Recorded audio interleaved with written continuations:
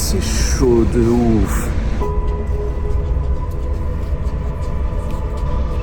Eh mais attends. Waouh, je suis dans une chambre à gaz.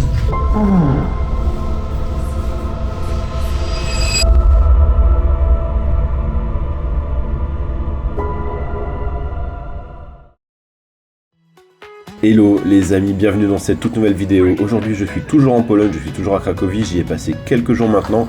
Et aujourd'hui je vous emmène avec moi dans un lieu très spécial qu'on va aller visiter ensemble, puisque je pars visiter les camps de concentration d'Auschwitz-Birkenau. Et je vous emmène avec moi. Bon, il est actuellement 5h30 du matin. Aujourd'hui, grosse journée de prévue, je vais à Auschwitz comme prévu. J'ai booké un tour. Et je dois être au meeting point à 6h15. Il est actuellement 5h30. La nuit a été courte, mais relativement efficace. Parce que j'avais peur de louper mon réveil. Je me suis levé à 5h et en fait j'étais réveillé même avant ça. Donc là aujourd'hui, mission du jour, Auschwitz.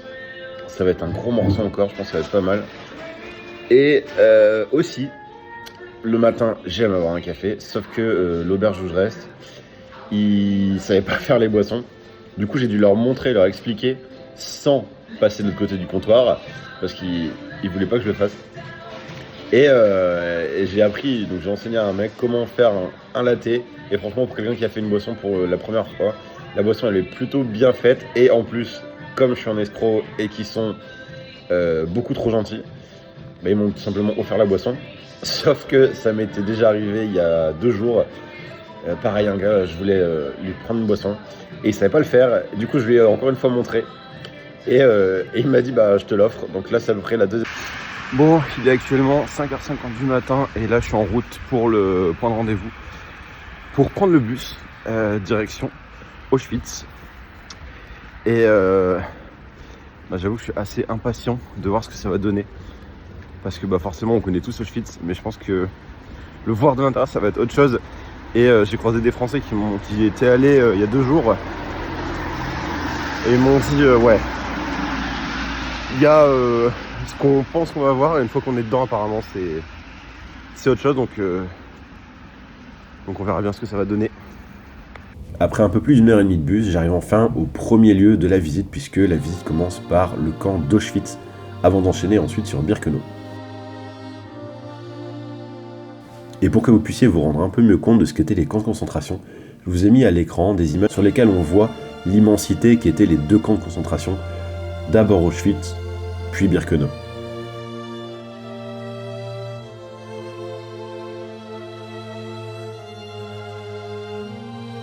Immédiatement, quand je suis rentré dans le premier camp de concentration, donc Auschwitz, ce qui m'a le plus frappé, c'était l'atmosphère qui y régnait. Elle était à la fois paisible, calme, respectueuse, mais en même temps lourde et pesante, puisque quand on vient visiter un camp de concentration, et plus particulièrement Auschwitz, on connaît les horreurs qui s'y sont passées, on connaît les choses qui ont été faites en ces lieux, et on sait que beaucoup de personnes y ont perdu la vie. Alors quand on rentre dans ces lieux pour la première fois, le contraste est absolument frappant et saisissant entre le calme apparent des lieux et l'horreur qui s'y est passée.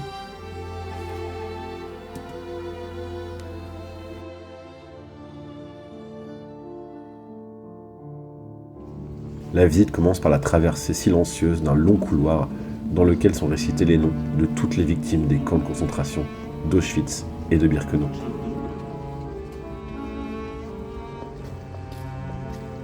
Immédiatement, lorsqu'on entre à Auschwitz, on est assailli par le poids de l'histoire et de tout ce qui s'y est déroulé. Ce n'est plus juste une partie de notre histoire, mais ça devient une réalité que l'on peut voir de nos propres yeux. Et lorsqu'on aperçoit cette porte, immédiatement, notre sang se glace. Sur cette porte apparaît un message qui devait leur donner espoir. Le travail vous rendra libre. C'était la promesse que faisaient les nazis aux juifs qui entraient dans le camp de concentration d'Auschwitz. Cette promesse était évidemment un mensonge. Auschwitz a été choisi par les nazis car c'était la manière la plus simple de réunir tout le monde par train de manière la plus rapide possible, car c'était situé au centre de l'Europe.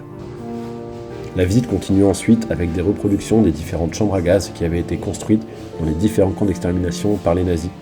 Il faut savoir qu'ils utilisaient du Zyklon B, et selon leurs estimations, il fallait environ 7 kg de Zyklon B pour pouvoir tuer le plus rapidement, le plus efficacement les personnes qui se trouvaient dans les chambres à gaz.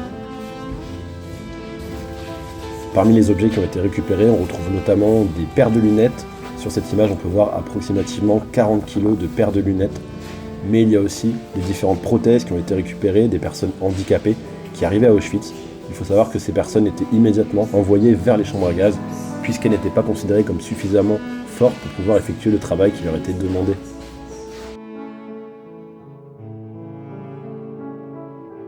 Parmi les objets récupérés, on retrouve également des ustensiles de cuisine qui avaient été emmenés par les personnes déportées. Il faut savoir que lors des déportations, on leur indiquait simplement qu'ils allaient déménager et donc ils faisaient en sorte d'emmener le minimum nécessaire pour vivre normalement.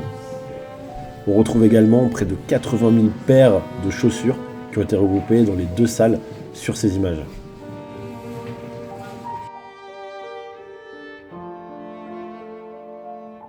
Parmi les objets retrouvés, il y a également des valises sur lesquelles on peut lire des noms, des adresses, des dates de naissance. Le but était ainsi de pouvoir récupérer sa valise une fois le travail terminé. Malheureusement, ils n'en auront jamais la possibilité. On continue ensuite la visite au sein d'Auschwitz, passant de bâtiment en bâtiment, afin de découvrir les différentes conditions de vie auxquelles étaient soumises les personnes déportées. Sur ces murs, on retrouve ici les portraits des personnes qui ont été déportées, avec leur nom, leur prénom, date de naissance, date de décès, et leur numéro qui leur avait été inscrit sur les bras. Dans la suite des bâtiments, on découvre également les conditions de vie auxquelles étaient soumises les personnes qui vivaient dans ces bâtiments. Il faut savoir qu'ils étaient à peu près 1000 personnes par bâtiment, alors que la capacité maximum était de 400. L'accès aux sanitaires était également réduit à 15 minutes le matin et le soir.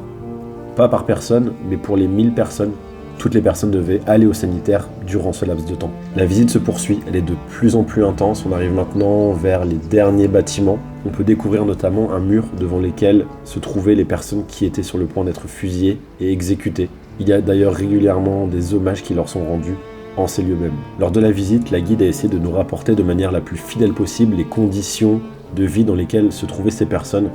Et beaucoup d'entre elles ont forcément essayé de s'échapper. Mais lorsqu'elles étaient rattrapées, elles se faisaient exécuter par pendaison sur ces poteaux afin de montrer l'exemple aux personnes qui tenteraient elles aussi de s'échapper.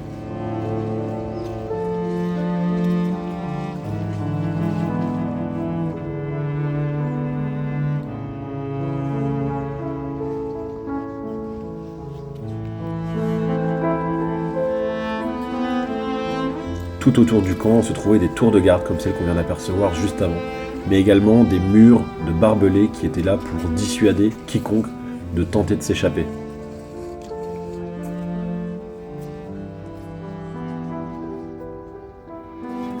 Nous arrivons maintenant vers la fin de la visite et la guide nous emmène vers un dernier endroit en silence. Sans le savoir, je pénètre dans une chambre à gaz.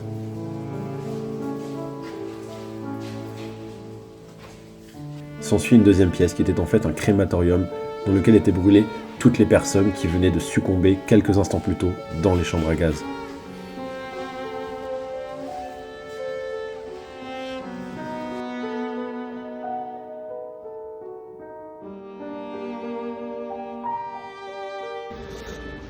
Bon, je viens de finir la visite d'Auschwitz, le premier camp de concentration, camp d'extermination même.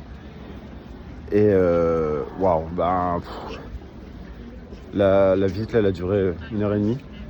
Et ouais, ça met une claque quand même. Tu vois, tu passes par différents bâtiments pour essayer de comprendre leur vie, la vie qu'ils avaient à l'époque. Et ouais, c'est chaud quand même.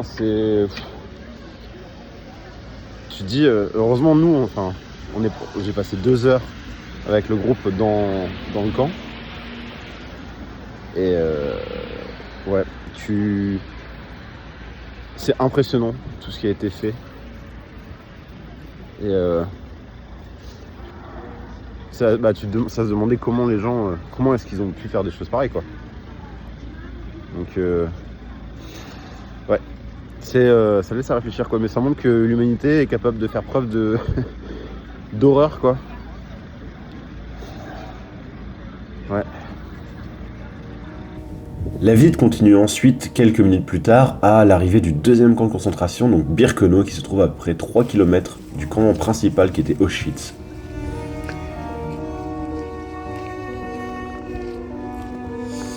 Là, je suis dans le deuxième camp de concentration, donc Birkenau, qui est à peu près à 3 km d'Auschwitz.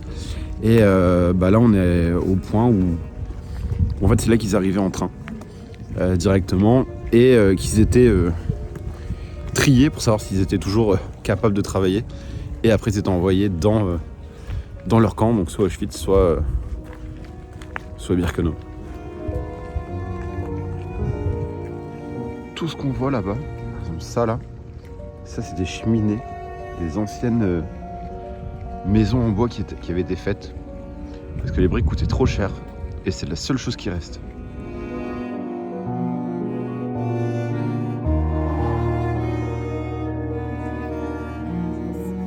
Sur ces images ici, on découvre des ruines de chambres à gaz.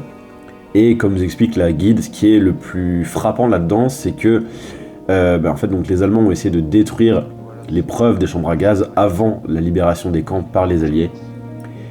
Et en fait, ce qui est vraiment frappant, c'est que ces chambres à gaz, ce qu'il faut se dire, c'est qu'il y a quand même des gens qui sont venus sur place, qui ont examiné le terrain, qui ont réfléchi à la manière la plus efficace d'exterminer le plus de personnes possible, qui ont fait des plans, qui ont construit les bâtiments. Tout ça pour pouvoir assouvir les envies d'un fou. Et c'est ce qu'on voit à l'image ici, c'est donc des ruines de chambres à gaz.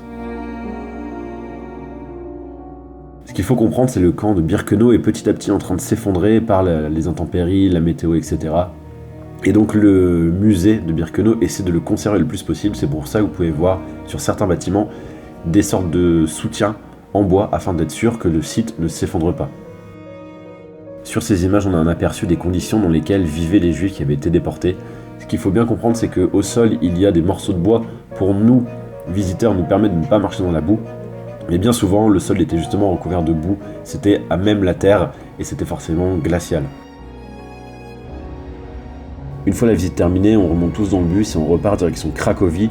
L'heure et demie de trajet permet d'assimiler ce qu'on vient de voir et de digérer les différentes informations qu'on a vues tout au long de la matinée, puisque la visite d'Auschwitz est quand même quelque chose qui est plutôt compliqué à voir, on va pas se mentir, c'est un sujet qui est quand même très compliqué à regarder. Si vous êtes arrivé jusqu'à dans la vidéo, je vous remercie d'avoir regardé jusqu'au bout. N'hésitez pas à mettre un gros pouce bleu, à vous abonner, à me dire dans les commentaires ce que vous en avez pensé. Et on se retrouvera la semaine prochaine pour une toute nouvelle vidéo. Je serai toujours à Cracovie et je vais aller visiter d'autres parties de la ville. Je vous emmène avec moi, bien évidemment. Sur ce les amis, je vous dis à la semaine prochaine. Ciao ciao.